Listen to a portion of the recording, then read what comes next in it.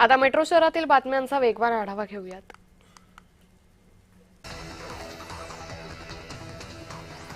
गुढीपाडव्याच्या शोभायात्रेत विकास प्रकल्पांचा चित्ररथ आकर्षण ठरला। कल्याण लोकसभेचे खासदार डॉक्टर श्रीकांत शिंदे यांच्या संकल्पनेतून चित्ररथ साकारला। चित्ररथात विविध विकास प्रकल्पांची हुबेहूब प्रतिकृती होती।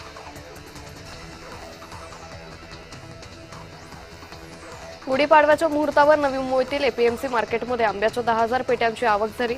आंब्याची विधिवत पूजा करून आंब्याच्या विक्रीला सुरुवात करण्यात आली। 5,000 ते 10,000 रुपये पेटी असा भाव आंब्याला मिळतोय।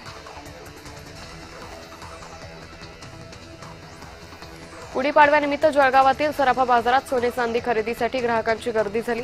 सोन्याची जीएसटीसह 1,58,620 रुपये दराने विक्री होते, तर चांदीचे दर 2,58,000 रुपये।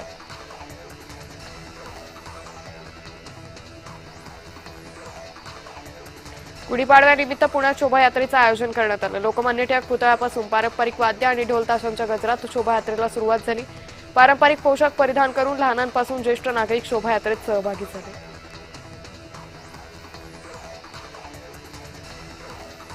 पंतप्रधान नरेंद्र मोदींनी ट्विट करत गुढीपाडव्याच्या निमित्तानं सर्वांना शुभेच्छा दिल्या। येणारं वर्ष सर्वांसाठी आनंद, यश आणि उत्तम आरोग्यानं भरलेलं असावं अशा शुभेच्छा पंतप्रधानांनी दिल्या।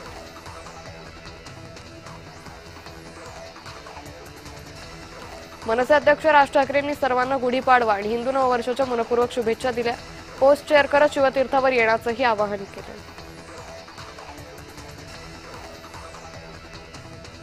नागपूरमध्ये गुढीपाडव्याचा मोठा उत्साह पाहायला मिळतोय। सिद्धिविनायक सेवा फाउंडेशन आणि नववर्ष अभिनंदन समारोह समितीच्या वतीनं शोभायात्रेचं आयोजन करण्यात आलं। नागपुरातील तात्याटोपे नगर गणेश मंदिर ते लक्ष्मीनगर चौकापर्यंत ही शोभायात्रा काढण्यात आली।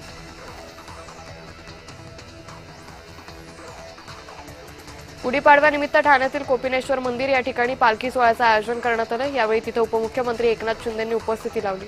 त्यांच्यासह भाजप आमदार संजय केळकर, निरंजन डावकर आणि खासदार नरेश म्हस्के उपस्थित होते।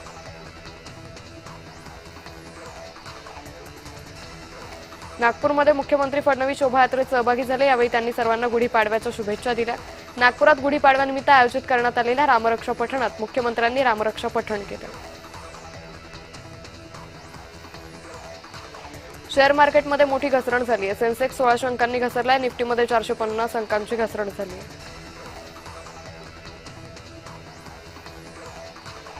तारकेश्वर गडाचे महंत आदिनाथ महाराजांनी कीर्तनकार भागचंद झांजे यांची भेट घेतली। संत महंतांना त्रास देणाऱ्यांची चौकशी होऊन सत्य समोर यायला हवं अशी मागणी झांजे यांनी केली।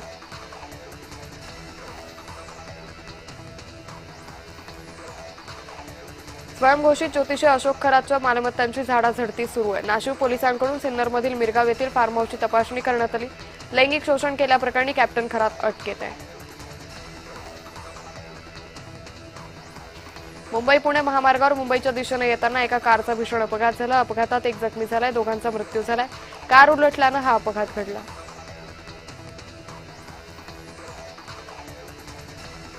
नागपुरात डबल डेकर पुलावर चारचाकीला आग लागली। बोनेटमधून धूर निघायला सुरुवात झाली आणि काही क्षणातच आग भडकली। चालकानं वाहन थांबवून प्रवाशांना सुरक्षित बाहेर काढल्यानं अनर्थ टळला।